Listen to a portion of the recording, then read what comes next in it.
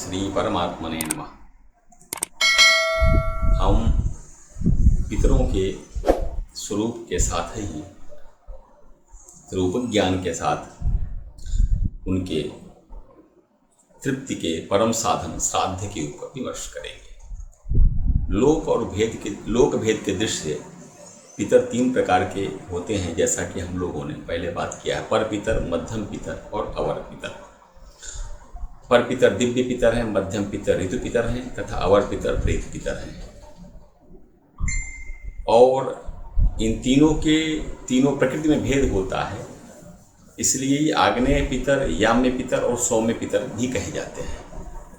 और इन तीनों पितरों के में जो शक्ति का प्रवाह है, जिसको प्राण तत्व कहते हैं, उसमें त्रिविध प्रकार के प्राण तत्व या देव तत्व का प्रवाह रहता है, जिसको अग्नि, यम और सोम कहते हैं। आदि में जब सृष्टि नहीं थी तो श्रुति ने उसको उस अवस्था को अव्यक्त अवस्था कहा है, और वर्तमान की जो हमारी दशा है वह व्यक्त अवस्था है। तो उस अव्यक्त अवस्था से जो व्यक्त अवस्था हुई वह सर्वप्रथम प्राणात्मक ऋषियों द्वारा ही सृष्टि की ओर अभिमुखता आई। अव्यक्त ने सबसे पहले ऋषियों को उत्पन्न किया, उसके बाद पितर के अनंतर देवताओं की उत्पत्ति हुई। ऋषिभ्यः पितरो जाता पितृभ्यो देव मानवा देवेभ्यस्तु जगत सर्वम स्थान अनुपूर्वशम्। यह अनुपूर्वी क्रम से ऋषियों से पितर उत्पन्न हुए, पितरों से देवता तथा मानव उत्पन्न हुए, और देवताओं से चराचर संपूर्ण जगत अव्यक्त से व्यक्त होने के क्रम में अनुपूर्वी रूप से प्रकट हुआ है। पूर्व के हमारे संवाद में, पूर्व के चलचित्रों में, संकलन में, विमर्शों में पितरों के त्रिविध स्वरूपों पर पर्याप्त मात्रा में विमर्श हो चुका है। उनके सप्तविध वेदों के साथ 21 अवस्था या 21 अवस्थाओं का भी विवेचन हम लोगों ने किया है। आगे हम पुनः एक बार स्मरण के लिए उस विषय को स्मरण करना चाहते हैं। पितर प्राण त्रिविध प्रकार के होते हैं। वही तीन प्रकार के पितर रुद्र नाम से जाने जाते हैं, पितर और आदित्य रूप से जाने जाते हैं, फिर वसु रूप से जाने जाते हैं। रुद्र नामक पितर पितामह कहे गए हैं, आदित्य नामक पितर प्रपितामह कहे गए हैं।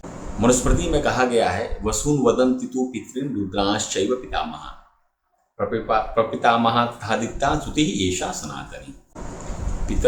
पिता वसु रूप है, पितामह रुद्र रूप है और प्रपितामह आदित्य रूप है। इन पितरों की कृपा से हमारा सांगोपांग जीवन विकसित होता है, परिपूर्ण होता है और अक्षय बना रहता है। अतः उनकी संतुष्टि के उपाय शास्त्रों में जिस प्रकार देवताओं की अर्चना के उपाय हैं, उसी प्रकार पितरों के संतुष्टि के भी उपाय कहे गए। पितरों की संतुष्टि उपायों को मूलतः श्राद्ध कहा गया है। जो भक्तिपूर्वक पितरों को श्राद्ध से प्रसन्न करता है, उसे पितरगण भी संतुष्ट और प्रसन्न करते हैं। उसे पुष्टि अर्थात वृद्धि, प्रजा अर्थात संतान की कामना को पूर्ण करते हैं। पुष्टि, प्रजा, स्वर्ग को प्रदान करते हैं। और ये पितरों के लिए किए गए जो यज्ञ देवताओं से अधिक फलदायी है। इसलिए शास्त्रों में कथन है कि देवताओं से पहले पितरों को संतुष्ट किया जाए। पितॄन् प्रीणाति वै भक्त्या पितरः प्रीणयन्ति तं पितरः पुष्टिकामस्य प्रजाकामस्य वा पुनः। पुष्टि, प्रजा च स्वर्गम च प्रयच्छन्ति न संशया। वे पितर पुष्टि, प्रजा और स्वर्ग प्रदान करते हैं। इसलिए देव कार्यादपि सदा पितृकार्यं विशिष्यते। देव कार्य से की अपेक्षा पितर कार्य अत्यंत विशिष्ट माना गया है। और देवताभ्य पितॄणामि पूर्वमप्यायनं सुतम। देवताओं से पहले पितर कर्म करना चाहिए, पितृ पूजन करना चाहिए। अतः इन पितरों की संतुष्टि के उपाय को श्राद्ध कहा गया है।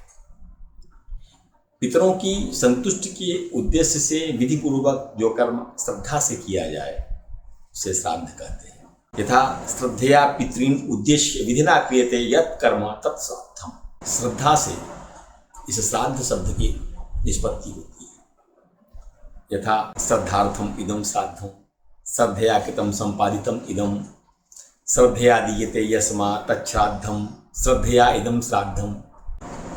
अर्थात अपने मृत पितरगण, जिनको प्रेत पितर कहा गया है, त्रिविध प्रकार में से एक प्रकार के पितर जो मृत पितर हैं, उनके उद्देश्य से श्रद्धापूर्वक किए जाने वाले कर्म विशेष को श्राद्ध शब्द से जाना जाता है और इसे ही पितृयज्ञ कहते हैं, जिसका वर्णन अनेकानेक धर्मशास्त्रों में मिलेगा। मनुस्मृति, पुराणों, वीर मित्रोदय, श्राद्ध कल्प, श्राद्ध लता, श्राद्ध तत्व आदि अनेक ग्रंथों में प्राप्त होता है। महर्षि पराशर ने कहा है कि देश काल अथवा पात्र में भविष्य आदि विधि के द्वारा जो कर्म तिल, यव और कुश के साथ मंत्र युक्त होकर श्रद्धापूर्वक किया जाए वही श्राद्ध है। देशे काले च पात्रे च विधिना हविषा च तिलदर्भैश्च मंत्रे च श्राद्धम चाच्छद्धयायुतम। वहीं महर्षि बृहस्पति, देवगुरु बृहस्पति को श्राद्ध तत्व में महर्षि पुलस्त का कथन मिलता है कि जिस कर्म विशेष में दुग्ध, घृत, मधुयुक्त सुसंस्कृत व्यंजन अर्थात अच्छी प्रकार से पकाया हुआ उत्तम व्यंजन श्राद्ध पूर्वक पितृगणों के उद्देश्य से ब्राह्मण आदि को प्रदान किया जाए उसे श्राद्ध कहते हैं।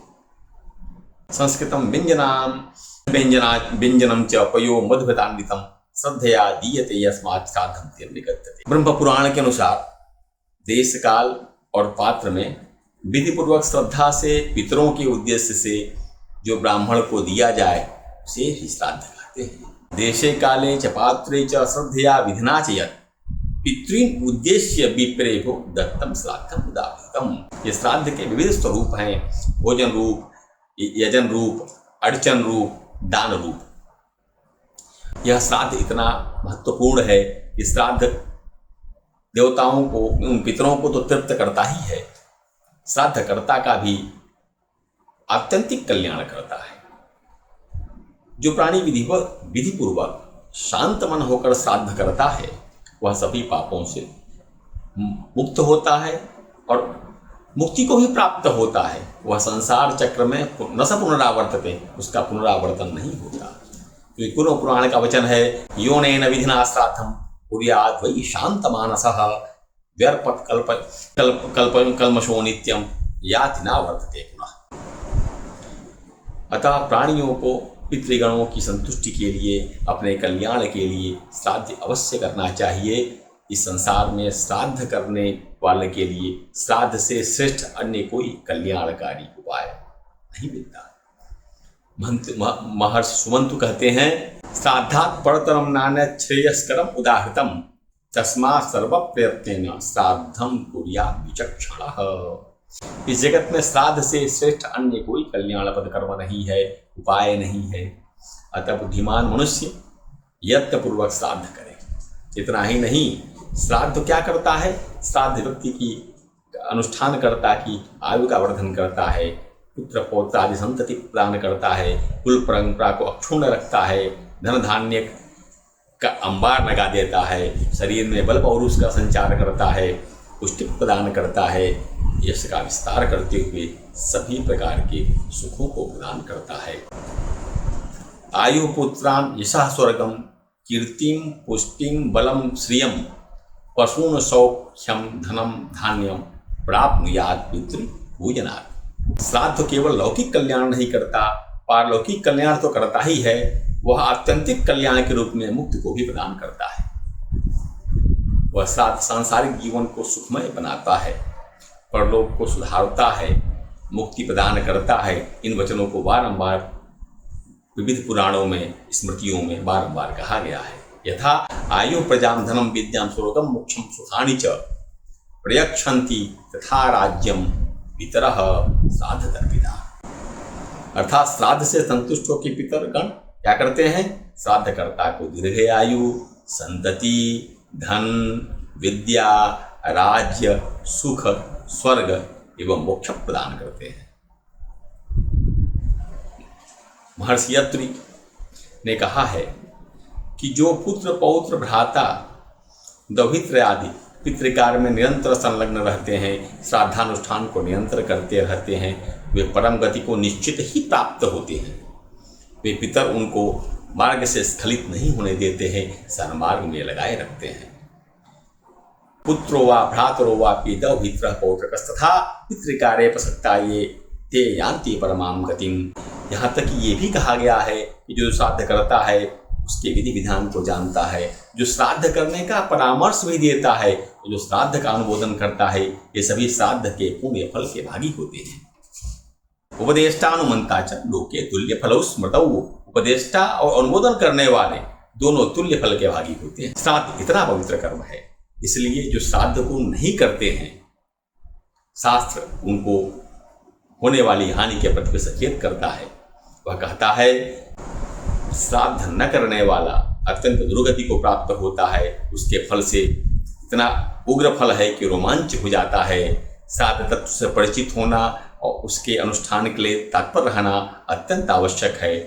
यह सर्वविदित है, सब जानते हैं कि मृत व्यक्ति इस महायात्रा पर अपने स्थूल शरीर को भी नहीं ले जा सकता, तब अन्न जल कैसे ले जाएगा। उस समय उसके सगे संबंधी श्राद्ध विधि से जो कुछ भी श्रद्धा के युक्त होकर के उस परलोकगत सूक्ष्म यात्रा में उपस्थित उस जीवात्मा के लिए जो कुछ देते हैं, परलोक जीवात्मा के लिए जो कुछ समर्पित करते हैं, वही उन्हें प्राप्त होता है।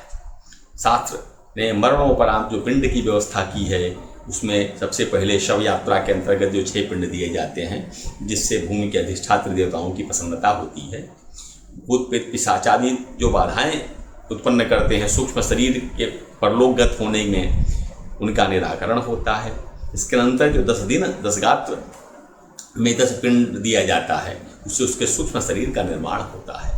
वही सूक्ष्म शरीर यात्रा करता है। यह मृत व्यक्ति की महायात्रा के आरंभ की बात हुई। अब आगे रास्ते में अन्न जल की व्यवस्था का क्या?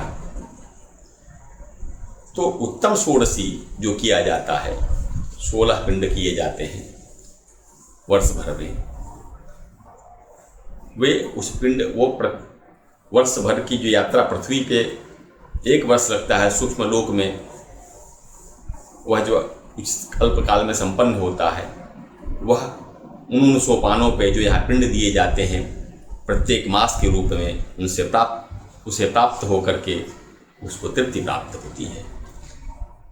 अतः जो श्राद्ध न करने से उस प्राणी को कष्ट होता है, उसको भूख प्यास लगती है, और तब न करने वाले को वो श्राप देता है अपने कुल वालों को। और सद्गति न होने पे अपने ही कुल में निवास करते हुए बाध्य होकर के अपने सखे संपत्तियों का रक्तपान करता है। इसलिए श्राद्ध अवश्यमेव करणीय है। श्राद्धम न कुरुते मोहात् तस्य रक्तम पिबन्ति ते। और वे शाप भी देते हैं अपने कुलस्थ लोगों को, पितरस्तस्य शापम तत्वा प्रयान्ति। वे पितर शाप दे करके चले जाते हैं, और इस प्रकार के अभिशप्त परिवार को जीवन भर कष्ट ही कष्ट झेलना पड़ता है। उसके परिवार में संतानोत्पत्ति नहीं होती है तो निरोग नहीं रहती, वो स्वयं निरोग नहीं रहता, दीर्घायुष्य नहीं होता, कभी कल्याण की कामना करने पर भी कल्याण की उपलब्धि नहीं होती, और देहांत के बाद अधोगामी नरकों की प्राप्ति होती है। इसीलिए उपनिषद कहता है देव पितृकार्याभ्याम न प्रमदितव्यम, अर्थात देवता पितरों के कार्य में मनुष्य को कदापि भी प्रमाद नहीं करना चाहिए, असावधानी नहीं करनी चाहिए। समय आने पर निश्चित ही देव में अपने कर्तव्य को, अपने शास्त्रीय आदेश का प्रतिपालन करना चाहिए। प्रमाद से प्रत्यवाय या विघ्न उत्पन्न होता है। ये श्राद्ध के शास्त्रों में अनेक प्रकार के ये बताए गए और उनकी महिमा भी विलक्षण है, किंतु हम यहाँ उन्हीं श्राद्धों का उल्लेख करेंगे जो अत्यंत आवश्यक हैं और अनुष्ठान उनका करना ही चाहिए, संपादन करना ही चाहिए। मत्स्य पुराण में 3 प्रकार के श्राद्धों का उल्लेख प्राप्त होता है, नित्य श्राद्ध, नैमित्तिक श्राद्ध और काम्य श्राद्ध। नित्य नैमित्तिकम काम्यम त्रिविधम श्राद्धम उच्यते। जबकि यमस्मृति 5 प्रकार के श्राद्धों का वर्णन करता है, यथा नित्य श्राद्ध, नैमित्तिक श्राद्ध, काम्य श्राद्ध वृद्धि श्राद्ध और पार्वण श्राद्ध। नित्यम नैमितिकम काम्यम वृद्धि श्राद्ध मथापरम पार्वणम चेति विज्ञेयम श्राद्धम पंचविधम उदयी। जो प्रतिदिन श्राद्ध किया जाता है उसको नित्य श्राद्ध कहते हैं। इसमें विश्व देवा नामक देवगणों की स्थापना ही होती है और यह श्राद्ध केवल अशक्तावस्था अगर हो, अल्प समय हो, अशक्तावस्था हो तो केवल जल प्रदान करने से भी यह नित्य श्राद्ध संपादित हो जाता है, अर्थात तर्पण इत्यादि से भी नित्य श्राद्ध संपन्न हो जाता है। अहानि अहानि यत् श्राद्धम तन्नित्यम इति कीर्तितम्, अर्थात नित्य जो किया जाए श्राद्ध वह नित्य श्राद्ध है। वैश्वदेव विहीनम तद अशक्त उदकेन तु, यह वैश्वदेवहीन होता है, विश्वदेवागणों की स्थापना नहीं होती इसमें और वो अशक्त अवस्था में केवल जल से संपन्न हो जाता है। एक उद्दिष्ट श्राद्ध एक होता है जो पितरों के दिवंगत होने की तिथि को किया जाता है और केवल एक ही पिंडात्मक होता है और एक ही व्यक्ति के उद्देश्य से किया जाता है, इसलिए इसको एकोदिष्ट कहा जाता है। यदि किसी कामना की पूर्ति के लिए जब श्राद्ध किया जाता है तब उस श्राद्ध को काम्य श्राद्ध कहते हैं। और जैसे कुल में कोई पुत्र का जन्म हो गया हो, विवाह आदि मंगल कार्य करना हो या कोई विशिष्ट यज्ञ कर रहे हो तो उस समय जो मांगलिक कार्यों में जो श्राद्ध करते हैं, जिसमें जनेऊ को दक्षिण स्कंध पे स्थापित किए बिना ही किया जाता है, उसको वृद्धि श्राद्ध अथवा नांदी मुख श्राद्ध कहते हैं। पार्वण श्राद्ध इसके बाद सबसे बाद में क्रम है। पितृपक्ष, अमावस्या या विशिष्ट पर्वों में जो श्राद्ध किए जाते हैं जिसमें विश्व देवागण इत्यादि स्थापित होते हैं उभय कुलों के, वे पार्वण श्राद्ध कहे जाते हैं। इस प्रकार इन समस्त श्राद्धों में जो विविध अवसरों पे श्राद्ध का निश्चय ही संपादन करना चाहिए। श्राद्ध की बड़ी महती महिमा है। पितृगण अमावस्या के दिन वायु रूप में घर के दरवाजे पे उपस्थित होते हैं। आप विचार कीजिए, स्वजनों से श्राद्ध की अभिलाषा करते हैं, तृप्ति की अभिलाषा करते हैं और जब तक सूर्यास्त नहीं हो जाता है तब तक वे भूख प्यास से आकुल होकर खड़े रहते हैं। सूर्यास्त हो जाने के पश्चात वे निराश होकर दुखी मन से अपने वंशजों की निंदा करते हैं, लंबी लंबी सांस लेते हैं, अपने अपने लोगों को चले जाते हैं।